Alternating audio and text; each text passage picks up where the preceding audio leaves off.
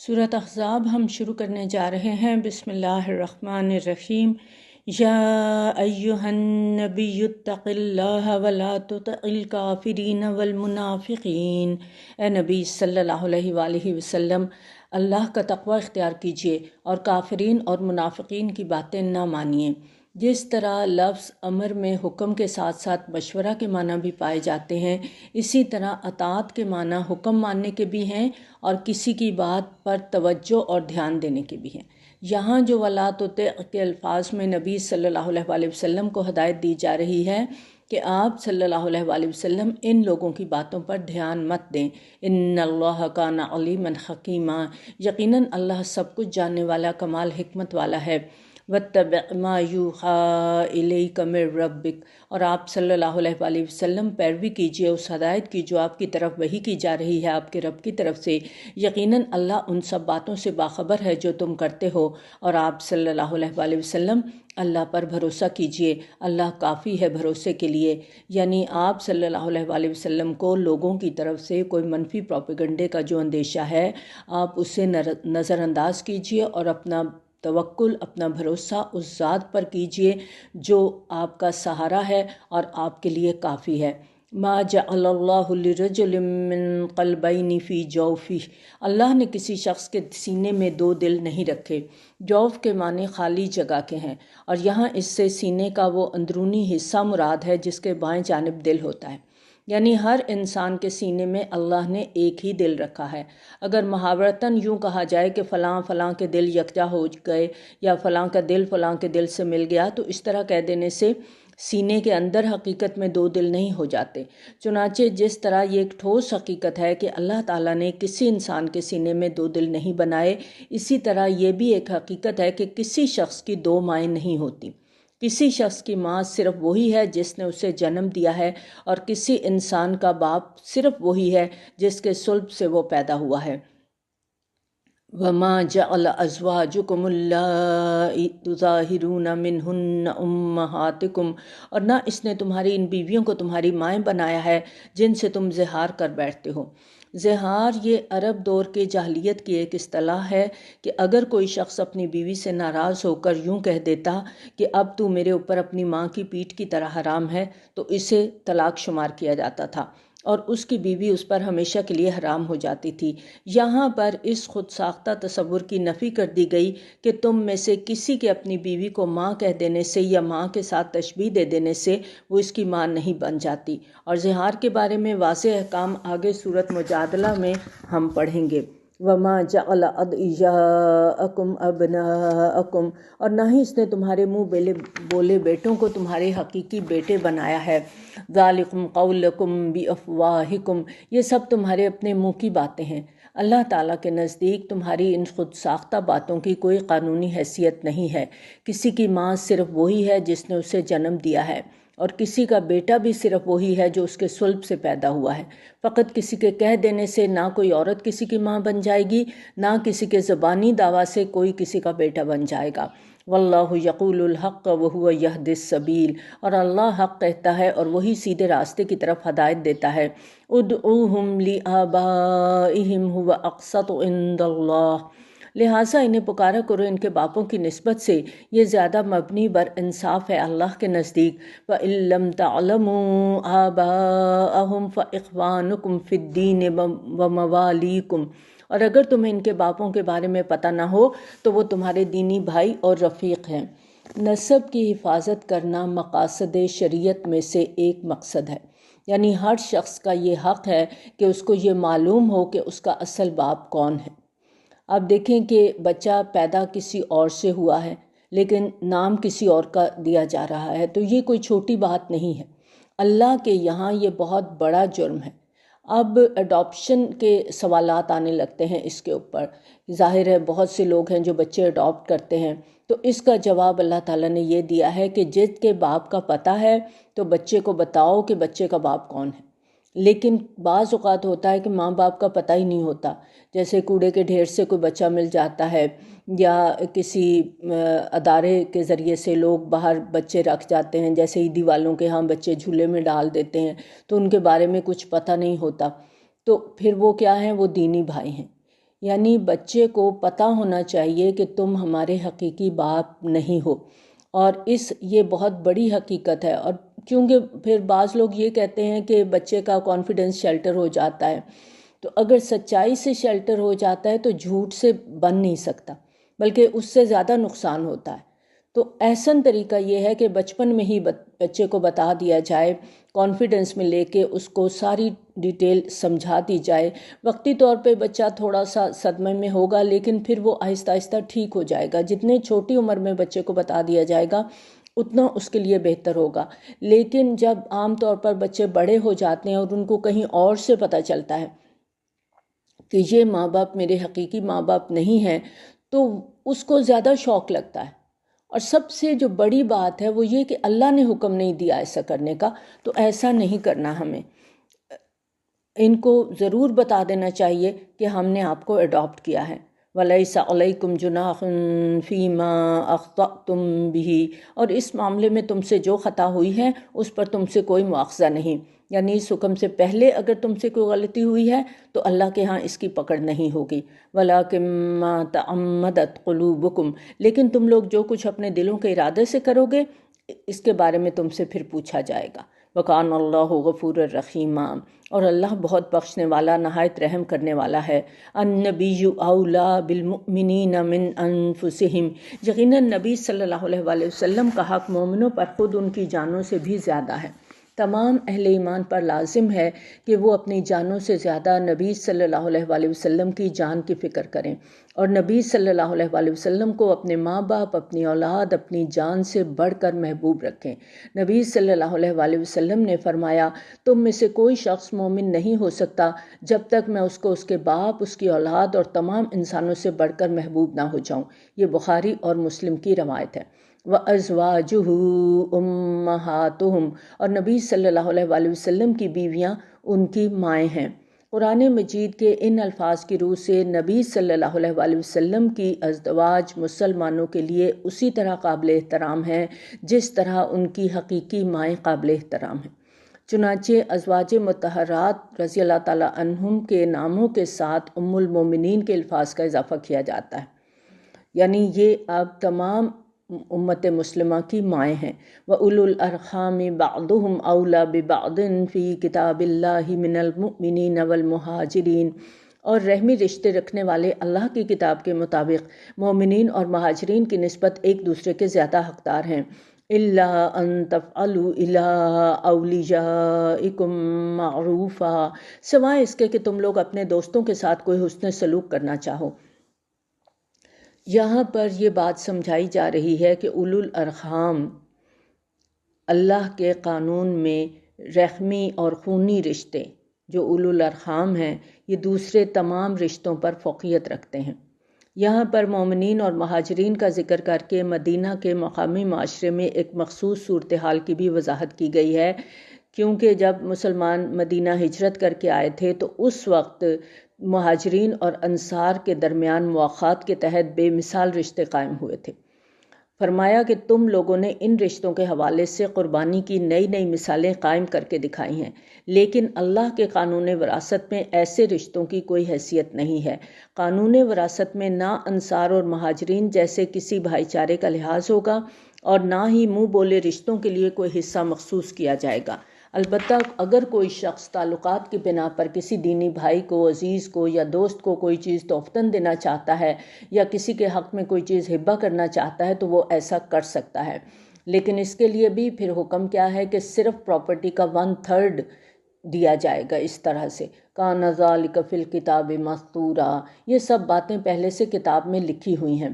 لکھے ہوئے سے مراد لوح محفوظ بھی ہے، اور سورۃ نساء اور سورۃ الانفال میں بھی یہ احکامات نازل ہو چکے تھے۔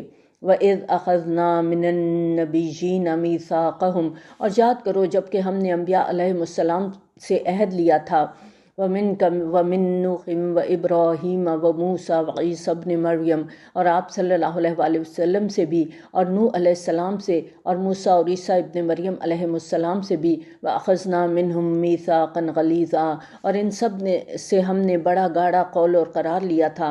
لیسأل الصادقین عن صدقہم، تاکہ اللہ پوچھ لے سچے لوگوں سے ان کے سچ کے بارے میں، وأعد للکافرین عذابا علیما، اور اس نے تیار کر رکھا ہے کافروں کے لیے دردناک عذاب۔ یہاں پر اب آگے جو آیات ہم پڑھنے جا رہے ہیں غزوہ احزاب کا ذکر ہے۔ یہ غزوہ 5 ہجری میں ہوا تھا اور اس کی منصوبہ بندی میں ایک کلیدی کردار مدینہ سے نکالے گئے یہودی قبیلہ بنو نذیر کے سرداروں نے ادا کیا تھا۔ بنو نذیر کو عہد شکنی کی سزا کے طور پر 4 ہجری میں مدینہ سے نکال دیا گیا تھا، اور مدینہ سے نکلنے کے بعد یہ لوگ خیبر میں جا کر آباد ہو گئے تھے۔ نہ صرف یہ کہ وہ مسلمانوں سے انتقام لینا چاہتے تھے، بلکہ ان کا یہ خیال تھا کہ اگر مسلمانوں کا خاتمہ ہو جائے تو انہیں دوبارہ مدینہ میں آباد ہونے کا موقع مل جائے گا۔ چنانچہ انہوں نے بڑی کوشش کے ساتھ عرب کی تمام مسلم مخالف قوتوں کو متحد کر کے مدینہ پر حملہ کرنے کے لیے آمادہ کیا، اور اس کے لیے انہوں نے ابو عامر راہب کی مدد سے قریش مکہ، نجد کے بنو غطفان اور عرب کے دیگر چھوٹے بڑے قبائل سے رابطہ کیا، اور اپنی اس مہم کے نتیجے میں لگ بھگ 12,000 جنگجوؤں پر مشتمل بہت بڑا لشکر تیار کرنے اور اس کو مدینہ پر چڑھا لانے میں وہ کامیاب ہو گئے تھے۔ دوسری طرف مدینہ میں مسلمانوں کی تعداد مشکل سے 3,000 تھی، اور منافقین کی اچھی خاصی تعداد ان کے اندر موجود تھی۔ اس کے علاوہ بہت طاقتور یہودی قبیلہ بنو قریظہ کی بھی مدینہ میں موجودگی ایک بہت بڑے خطرے کی علامت تھی۔ مدینہ میں ان لوگوں نے مضبوط گڑیاں بنا رکھی تھیں، اور اس سے پہلے مدینہ کے 2 یہودی قبائل بنو قینقاع اور بنو نذیر میثاق مدینہ کی خلاف ورزی کر کے مسلمانوں سے غداری کر چکے تھے۔ اب اس صورتحال میں طاقتور یہودی قبیلے کی طرف سے نہ صرف یہ کہ غداری کا اندیشہ تھا، بلکہ حملہ آور قبائل کے ساتھ ان کے خفیہ گٹھ جوڑ کے بارے میں ٹھوس اطلاعات بھی آ چکی تھیں۔ ان حالات میں مٹھی بھر مسلمانوں کے لیے اتنے بڑے لشکر کا مقابلہ کرنا بظاہر ممکن نظر نہیں آتا تھا۔ اس صورتحال میں نبی صلی اللہ علیہ وسلم نے جب صحابہ کرام رضی اللہ تعالیٰ عنہم سے مشورہ کیا تو حضرت سلمان فارسی رضی اللہ تعالیٰ عنہ کی طرف سے خندق کھودنے کی تجویز سامنے آئی۔ نبی صلی اللہ علیہ وسلم کے حکم سے خندق کی کھدائی کا کام شروع ہو گیا، اور 6 دن کے اندر اندر یہ خندق تیار ہو گئی تھی۔ اس دوران حضرت نعیم بن مسعود رضی اللہ تعالیٰ عنہ، جن کا تعلق بنو غطفان کی شاخ سے تھا، نبی صلی اللہ علیہ وسلم سے ملنے مدینہ آئے اور عرض کیا کہ میں اسلام قبول کر چکا ہوں، مگر اس بارے میں ابھی تک کسی کو علم نہیں ہے، تو اگر آپ صلی اللہ علیہ وسلم مجھے اجازت دیں تو میں بڑی آسانی سے حملہ آور قبائل اور بنو قریظہ کے درمیان بد اعتمادی پیدا کر سکتا ہوں۔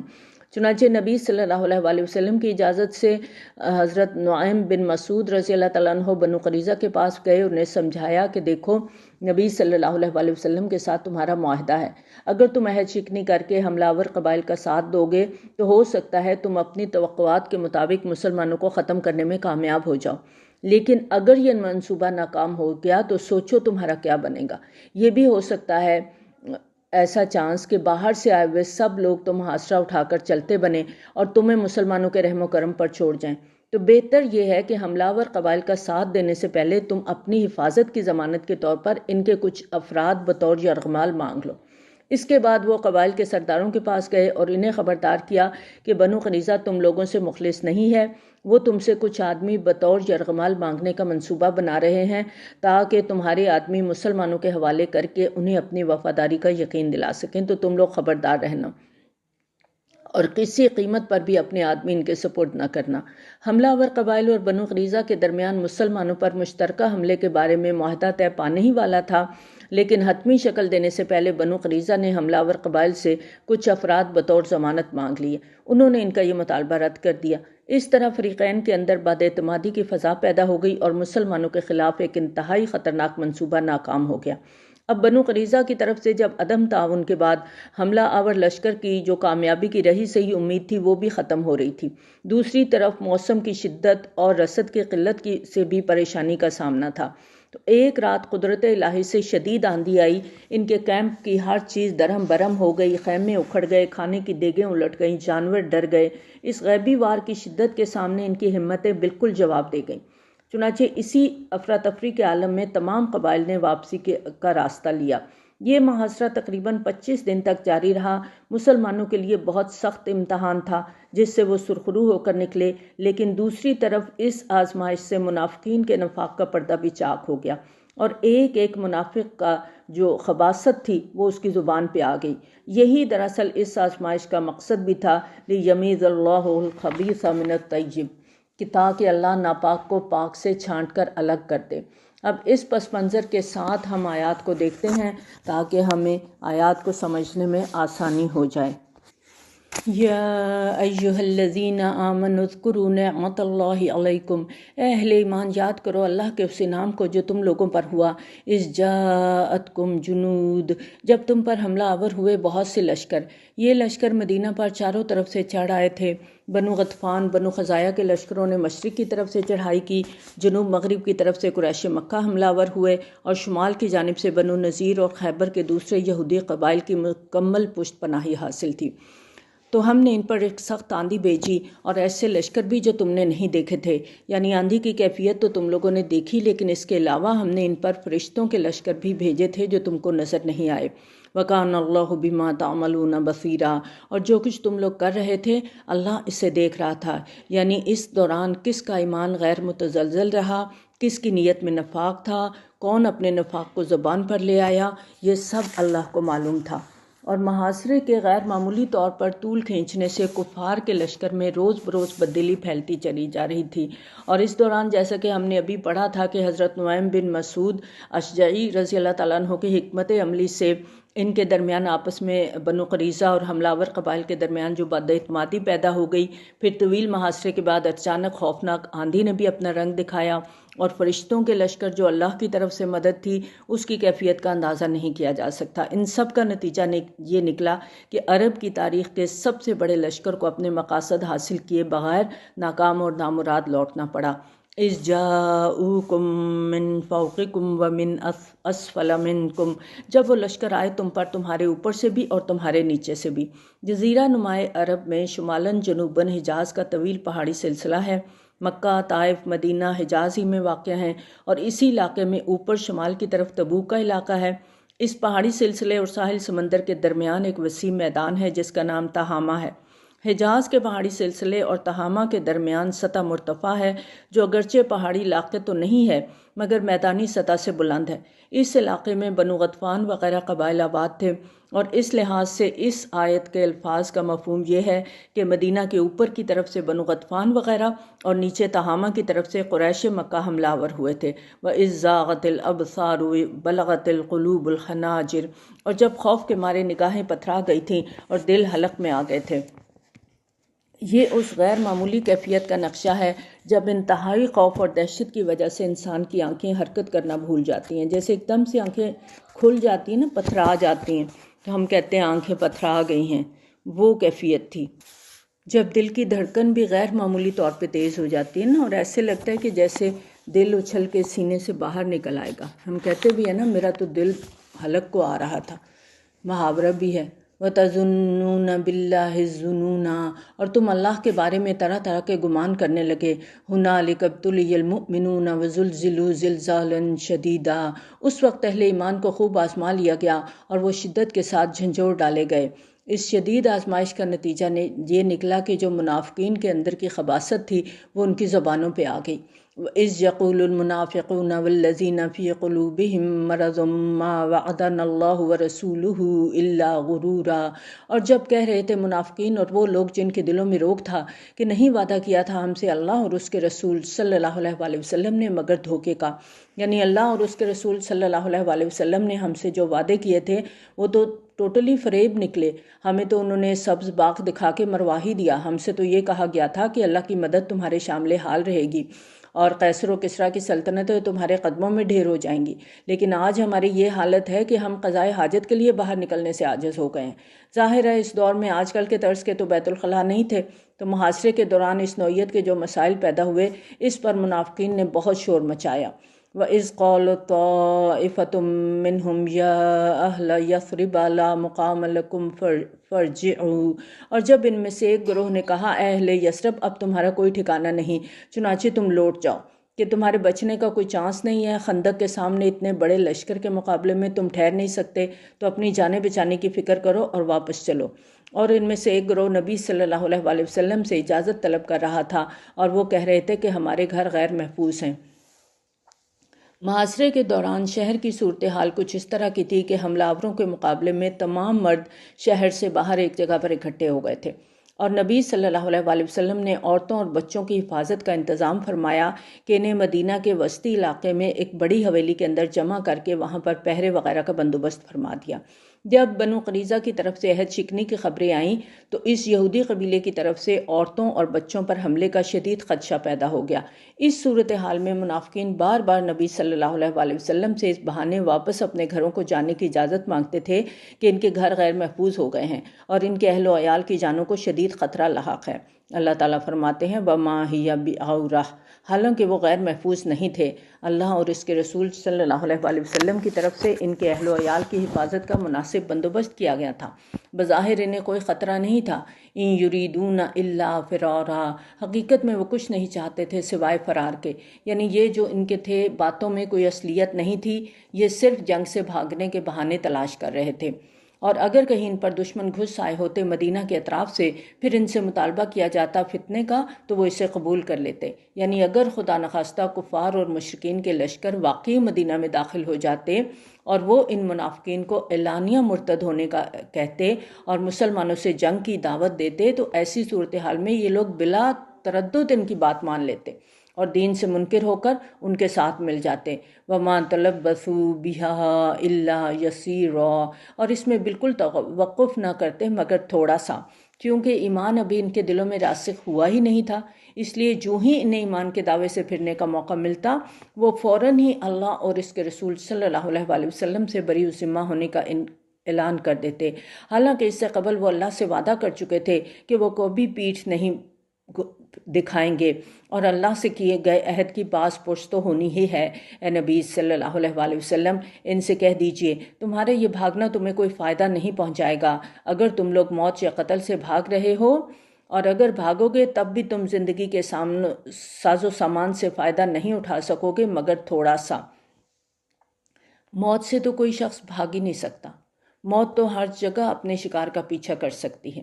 تو اگر وقتی طور پر کوئی شخص ایک جگہ سے بھاگتا ہے اپنی جان بچانے میں، اپنے طور پر وہ سمجھتا ہے کہ وہ کامیاب ہو گیا ہے، تو ہمیشہ کے لیے تو محفوظ نہیں ہے۔ اس کی یہ کوشش اسے کیا فائدہ دے گی؟ کچھ عرصہ مزید زندہ رہ لے گا، لیکن ایک نہ ایک دن تو اسے موت کے منہ میں جانا ہے۔ وہ دنیا کی زندگی کا اتنا ہی لطف اٹھا سکتا ہے نا جتنا اس کے مقدر میں ہے، اس سے زیادہ تو نہیں اٹھا سکتا۔